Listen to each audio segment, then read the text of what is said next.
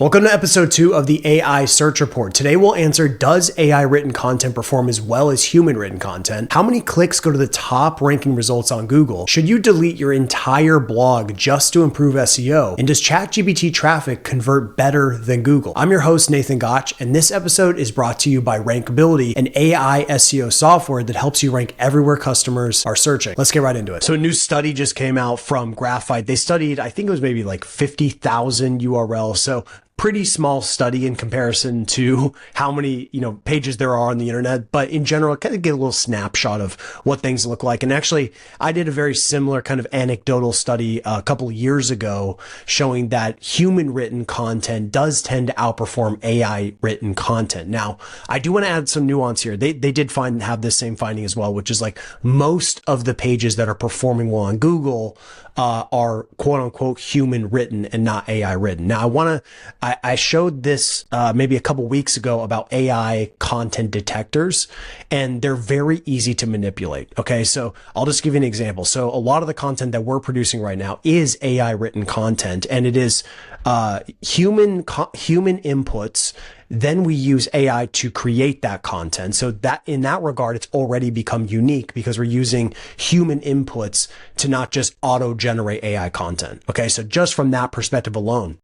But even when you use some of the AI models, like the more reasoning based models, they almost always pass the AI detection tools like quite easily. Okay. So just keep that in mind, that what may appear to be human still may not be human. But I think the broader point here is that if you're going to go straight human written content, you can certainly rank quite well, as long as you have all the other variables in place.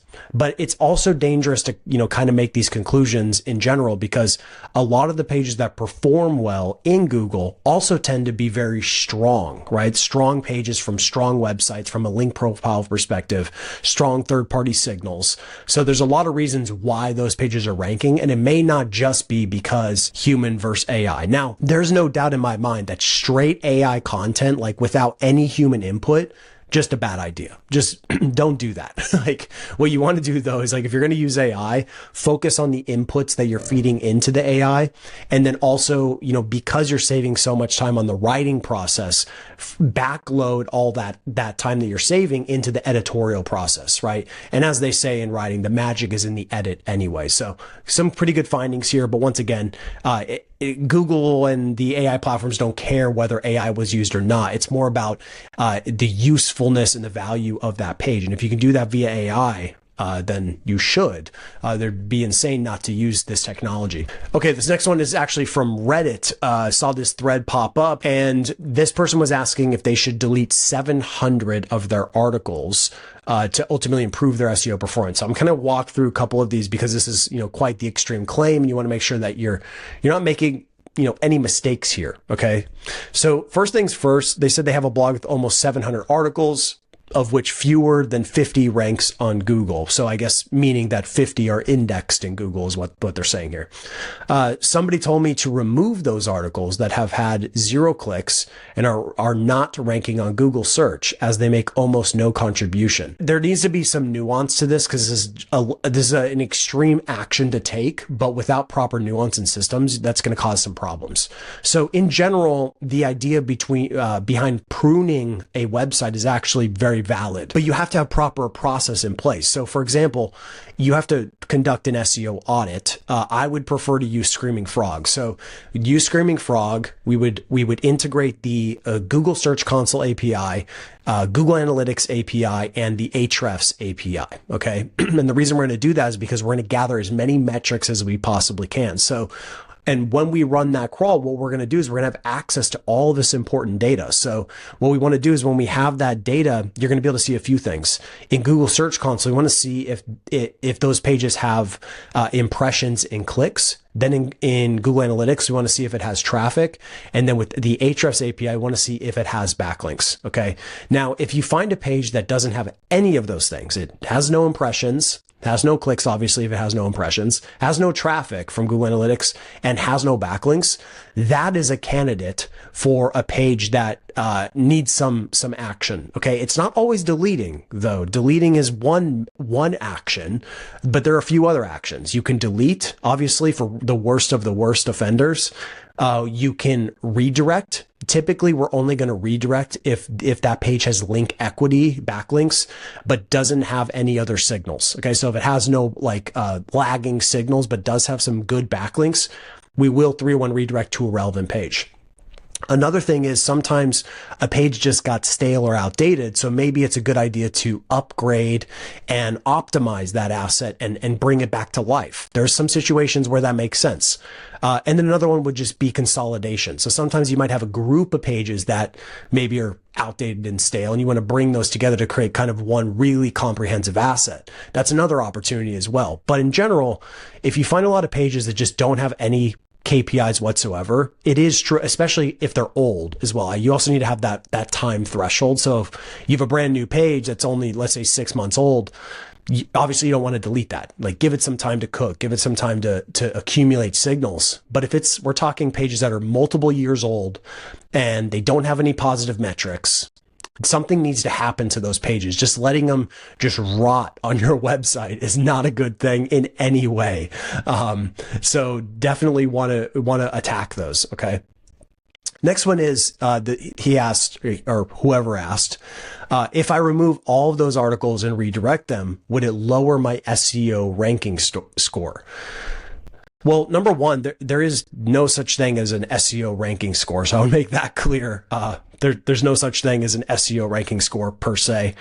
There's just a bunch of signals that either, improve your rankings or decrease your rankings. That's about it.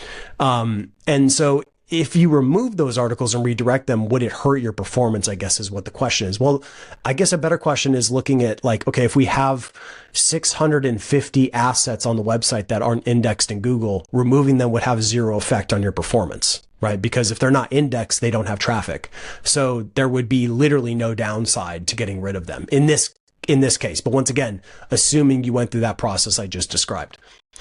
This is the next question. If I redirect them to the homepage, will it cause redirect chains? And is it okay to have so many redirects pointing to the homepage? Okay, so this is a common mistake when you start to redirect. You should only redirect pages if they have either some KPIs, some positive signals, or they have backlinks, and assuming those backlinks are high quality. If they do not have that, you should absolutely not redirect them. You should just delete them and let them 404, and they will be removed from the index if they were indexed in the first place.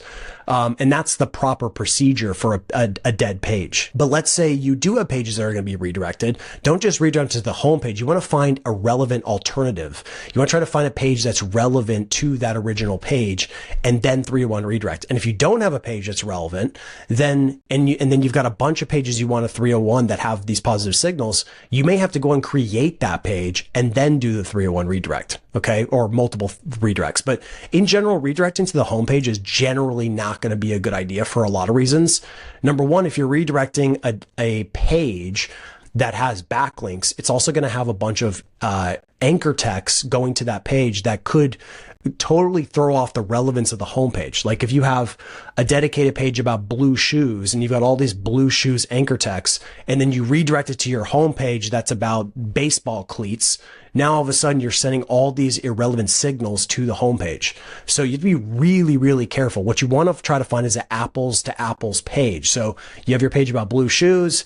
Maybe you're going to redirect it to your page about blue baseball cleats, right? So like at least there's some level of relevance, not a complete mismatch. So just be really careful with that. The last one here is there a possibility of losing the DA of the website? Okay, so once again, DA, which I'm in the reference here, is obviously domain authority, probably in the context of Moz's third-party metric. Google does use a domain authority metric, but it's not the one that Moz uses. So I want to make sure that's clear that Google does use overall domain strength as a ranking signal, but it's not what Moz uses. Okay. Moz is just a third-party tool provider, no different than Ahrefs or SEMrush or even Rankability, just third-party third-party tools. They're just third-party metrics. It's not necessarily what Google uses in its algorithms. But more importantly, based on this is where there's obviously a clear disconnect between how these things work. What you do on your website does not influence what happens off of your website as far as your link profile, right? If you delete a page on your website, it doesn't change the dynamics of your link profile unless you create a 404 page for a page that originally had a link, and that the website that was linking to you identifies that they now have a broken link, and they remove your link from their website. That would be a second order consequence of deleting that page. But in general, like just deleting a page on your site or consolidating or redirecting will have no effect on your overall domain strength. You just want to be careful that you don't have 404 pages that have backlinks, because otherwise you're going to have to go through 404 link reclamation, and you're going to want to recover that link equity. But in general, what you do with your content on your site is not going to influence your existing link profile. And then Ahrefs came out with a study saying that roughly 97% of clicks happen in the top 10 search results. It's always good to get confirming data. I think most SEOs who have been doing this for a while know that this is probably the case. Like, you're not going to get any clicks on page 2 or 3. But one thing to think about too is, like, even in the context of ChatGPT and the LLMs, based on our early analysis, and I say early, we've been actually studying this for multiple years now at this point, but based on when we look at the sources of retrieval, when search is used in ChatGPT, usually it's pulling from, sometimes it may only pull the top ranking result in some results, but sometimes it can go as far back as page 3. So we've seen anywhere between 1 to 30 as far as those sources of retrieval. And also when it uses the retrieval, sometimes, like I said, it will pull the number 1 result. Sometimes it will pull like the top 5. Other times it may just, for whatever reason, go to page 2 and pull something from there. So it's a little erratic in that way. So obviously in the context of just straight traditional search results, like ranking really well is always a good thing. But also in the case of the LLMs, ranking really well is also a good thing, because we've seen that most retrieval occurs in the top ranking results. So in general, you should be trying to improve your traditional search rankings, because it influences basically everything. Influences obviously your ability to get organic search traffic. It also increases your ability to become a source of retrieval in ChatGPT and other LLMs. So it's really, really important to improve your performance. Kind of goes without saying. And then another study just came out talking about ChatGPT versus Google as far as conversion rates for e-commerce websites. And in the last episode, I talked about how there's been like a lot of data going around that ChatGPT and LLM based traffic converts better than Google and traditional search traffic. And that's been going around a lot, but I've been quite skeptical of those metrics. And there's actually a study that just came out that kind of disproves this concept. In fact, ChatGPT accounts for, as far as traffic goes, about 90% of observed LLM referrals, meaning ChatGPT is like the number 1 traffic source among LLMs. That's pretty obvious. If you go into Google Analytics 4, you can filter your traffic, and you can see typically ChatGPT is usually 80% of the AI search or AI traffic, referral traffic. But when you look at the traffic from chat, or actually AI traffic in general, it accounts for very, very little of the total traffic that goes to most websites. In fact, it's, according to them, 200 times smaller than Google's organic traffic. Now, I've seen this in many of the accounts that we have. Google still, in most accounts, we're looking at anywhere between 50 to 60% of total traffic still comes from just Google in general. Very, very small percentage of traffic comes from these AI platforms. But keep in mind, be careful with this, because we're not just looking at traffic as one KPI for these AI platforms. Okay. This is something where people are trying to I don't know what kind of point they're trying to make here, because it's kind of not the point in general. That's like comparing Google organic search traffic to, traffic you get from LinkedIn. Okay. That you can't really compare those things because they're very different. And when it comes to ChatGPT and LLMs, it's more of a branding initiative. It's more of a full funnel process that if you're visible in these platforms, platforms for commercial queries, you're much more likely to get branded searches in Google. So that it's not exactly a direct thing there. We should be tracking referral traffic, but what we should really be tracking is our brand appearing for commercial queries inside of ChatGPT and other LLMs? That's actually what matters way more. And I don't even mean linked brand mentions. I just mean, are we being recommended among the list for those commercial queries? That's what should be, being tracked, and also tracking where you're positioned in those responses as well. That's a much better thing to be tracking, because that's actually going to be way more impactful. And of course, the reason why no one wants to track that is because it's hard to correlate. Okay, you got a brand recommendation in ChatGPT. How did that lead to a conversion? It's very hard with attribution, but like I said, it's a much better comparison against LinkedIn or social media, because that's kind of the case there too, right? You're building brand on social media, and by doing that, you're going to drive branded searches in Google. And there's another thing here that's also contextually not, in this study, and you'll notice a lot when people talk about this, is a lot of the traffic that goes to Google is branded traffic. It's not all unbranded traffic. And so the problem with attribution is Google will tend to get attribution for a lot of leads, a lot of conversions, even though the origin of that traffic, it came from somewhere else, right? Like the origin of that attention maybe started on ChatGPT and then it bled into Google. But the real attribution probably should have come from ChatGPT, but that will never be the case because someone's going to Google and conducting that branded search. So this is not so simple of a concept, and people like to throw these numbers around, but just be careful not to make quick conclusions on this. But it's also, don't focus on the wrong KPI. Like, you should be tracking the referral traffic from these platforms, but that's not the primary metric for these types of platforms. You should be focused on your share of voice for your brand for commercial queries. Okay. And then looking at the conversion rate, they found, at least in this study, that it underperforms, LLM traffic underperforms every channel except paid social media. Okay. So once again, it's just hard when you're talking about referral traffic and you're not able to measure the influence of a brand being mentioned in a AI generated response as a recommendation, right? If the AI is recommending your brand, how does that influence conversions? You can't track it. So that's the biggest problem right now. So that's it for the AI search report today. Thank you so much for watching, and please subscribe. Thanks.